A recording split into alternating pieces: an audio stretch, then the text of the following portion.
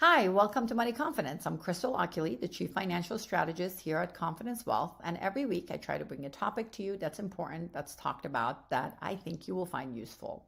So the topic of the conversation has been managing cash flow and understanding truly emergency money. I find that a lot of times people either have too little of it or too much of it. So for example, if you are in a situation where your expenses and you do the math and everything, that's 6 months worth of expenses. And I like to think if you're in retirement, 1 year worth of expenses are around, let's say 100,000 per year.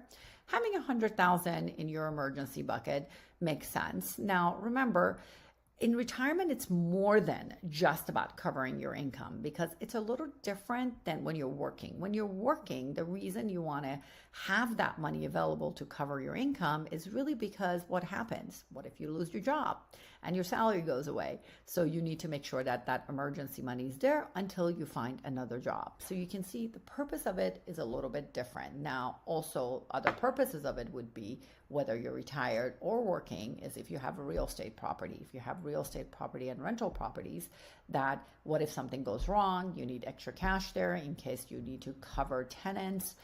That's another type of an emergency money that is really going to be set up for those types of needs for that specific portion of your investments. So it's important to really differentiate what's the purpose of each of the cash that you have aside, and then you will know how much that's needed.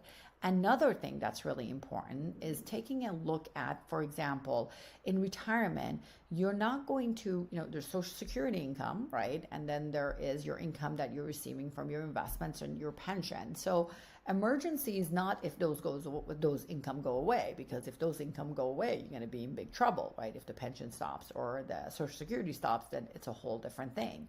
So this is really about taking a look about what needs to be replaced or what do you need to take care of for that type of emergency money in retirement. So that could be plumbing issues, roof fell apart, market is down, and you need to withdraw from that emergency bucket to do some of those big purchases that may come around that you may not think about. So again, things that has to do with repair car, those types of things. So you have to really remember that's the reason we have emergency. So sometimes I find people have too little of it because they don't want any money sitting just in cash because they're worried that, well, it's not earning anything. So, put it in some fixed, especially in this environment, put it in some fixed account that you are earning something, but ladder it so it can be available to you, because it was not intended for it to be an investment. It's intended to be cash. And trust me, cash is gold during the times that you really need it, because what if you needed to withdraw from the investments and the investments happen to be down that year? That would not be a wise choice. So it's really important to have that emergency money.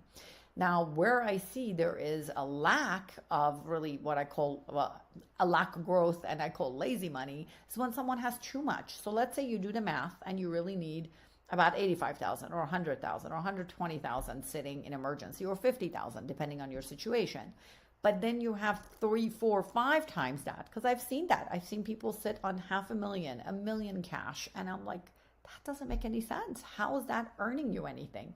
What's the purpose behind it? Because you can even ladder that for fixed accounts if you need it. Example, you wanted 100,000 next year because you're paying for the kids' wedding, right? For your daughter's wedding. So that's okay. Well, why don't we put that in a 1-year CD so you can earn at least on it instead of sitting in cash. So I want you to really differentiate between emergency versus money you set aside for a certain reason and you want it to come due at that time. That way you can make sure it's earning what it should be earning and it's not just sitting lazy in cash. So keep all of that in mind. Also, I know a lot of times you may not think about different types of things that will come due that are, again, remember, emergency money should not be utilized for, I have real estate taxes, right? That come due. That's every year. So that should be already structured in your income in retirement. So that should be part of what you're getting in income and you're putting that aside. Or if you're working, you're getting that salary and you're putting that money aside to pay for that. that's not emergency money, because sometimes I see people mix up the money that they put aside to pay some of the bills that are annual or semi-annual, and they count that as their emergency money. It's totally two different things. So as you are, if you're working and you're saving money, think about not just saving money in your 401k and investments, think about saving money in your emergency bucket so you can grow that. That's really important.